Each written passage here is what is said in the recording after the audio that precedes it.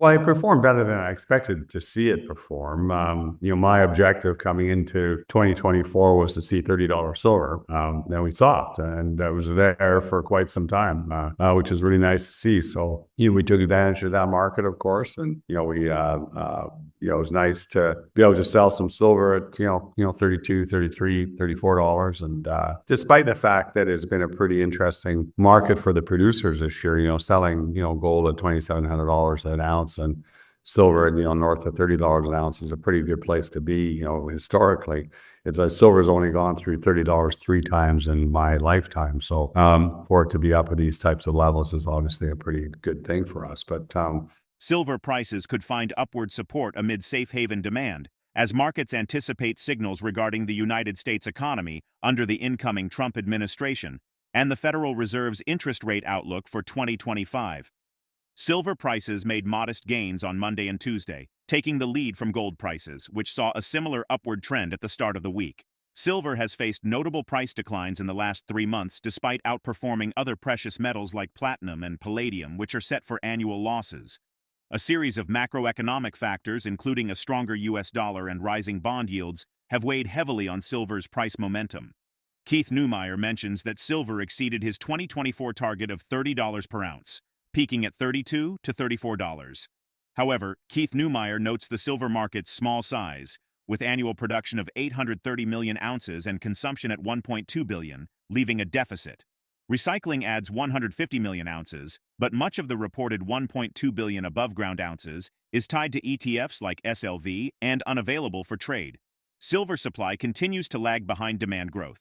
Production increased by just 2% in 2024, reaching 1.03 billion ounces, while demand is forecast to hit 1.21 billion ounces by the end of the year. This 182 million ounce deficit marks the fourth consecutive year of shortages, reinforcing concerns over long-term availability.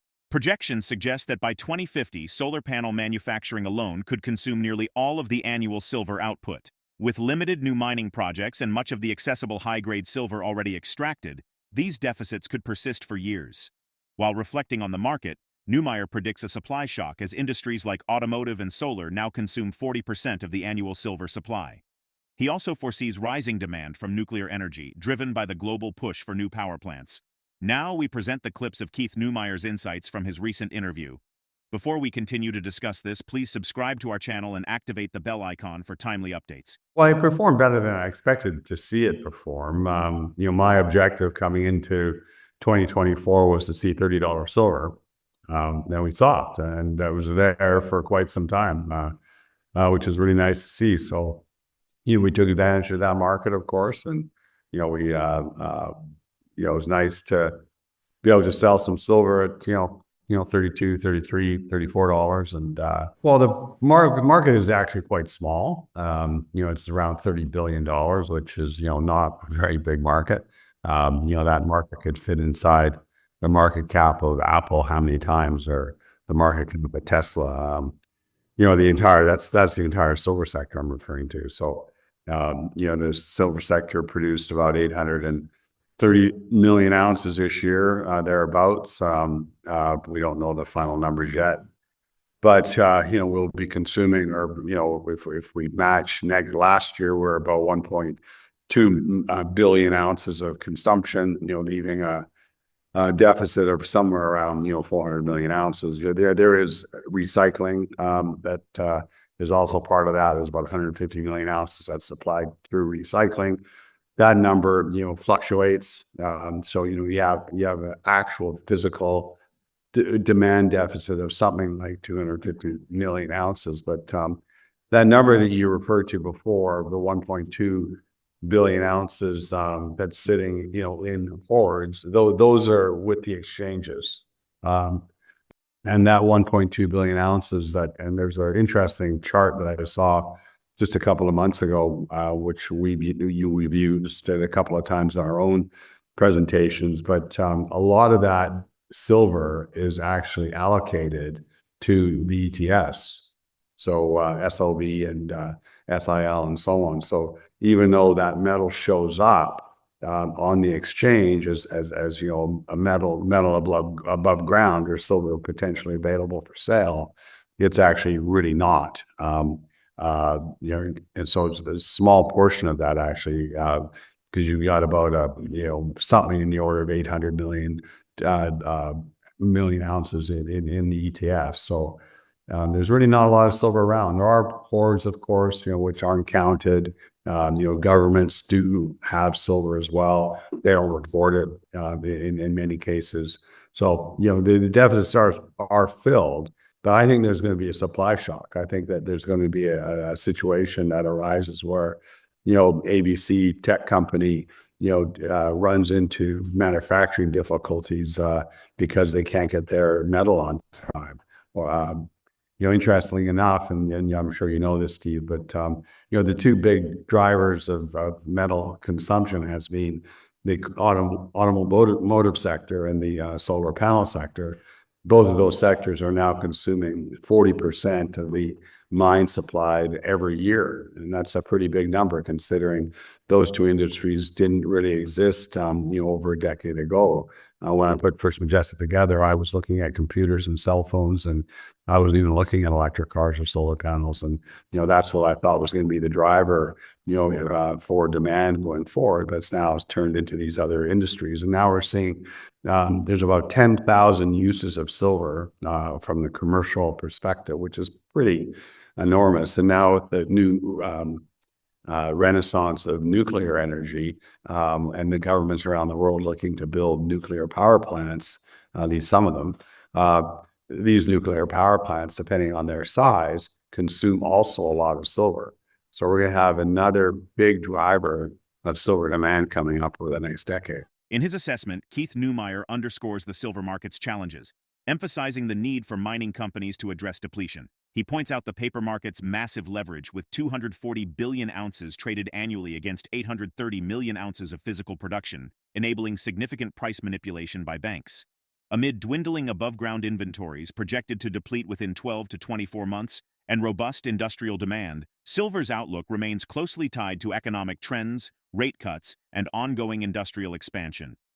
Silver is expected to reach $35 per ounce, with a possible pullback to $30.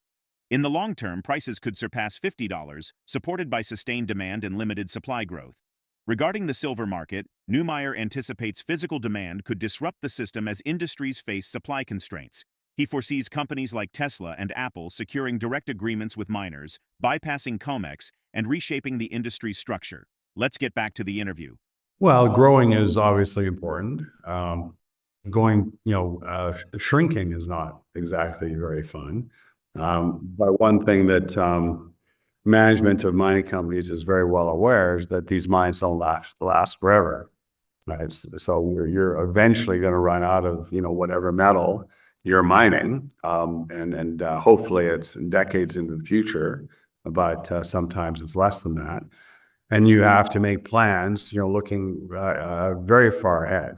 And we make plans today, and we look out 5 to 10 years on how that's going to affect the business, because we know, what the mines are. We don't know exactly, but we approximately know what what a mine will be producing 3 years from now, 5 years from now. It doesn't need more development dollars today for it not to get smaller. Does it need more exploration to go look for more ounces? So we're always trying to move money around in the smartest way possible in order to maintain the size of the business. M&A really adds to that. So M&A can buy you time. Like if you know that a mine is going to die in 3 years, you go and bolt on a development project that it's going to cost. It's going to take you 3 years to build it. So you go and build that mine, and it replaces the mine that is going to come offline 3 years from now. So you're always trying to plan that type of move going forward plan. And it's a constant discussion that we have on quite a regular basis. At approximately 1 billion ounces of silver trades a day in the paper markets. And, there's something, I think that number of 240 or 2.4 you suggested, I think that suggests there's 240 trading days in a year. So 240 times a billion, 240 billion ounces of paper silver gets traded annually. And the miners only produce 830 million ounces. So the banks know when this metal's coming, and they know how much paper they can write against the metal. And that leverage is enormous. Silver prices reached a decade high in 2024, driven by supply deficits, geopolitical tensions, and increased industrial demand. Despite the recent downturn, analysts remain optimistic about silver's future. UBS forecasts a price recovery in 2025, with silver expected to rise to between $36 and $38 per ounce. This outlook is supported by expectations of lower U.S. real yields and stronger global industrial production, which could increase demand for silver, particularly in the manufacturing sector. How do you think the ongoing silver supply deficits will impact its price in the coming years, especially as industrial demand continues to rise?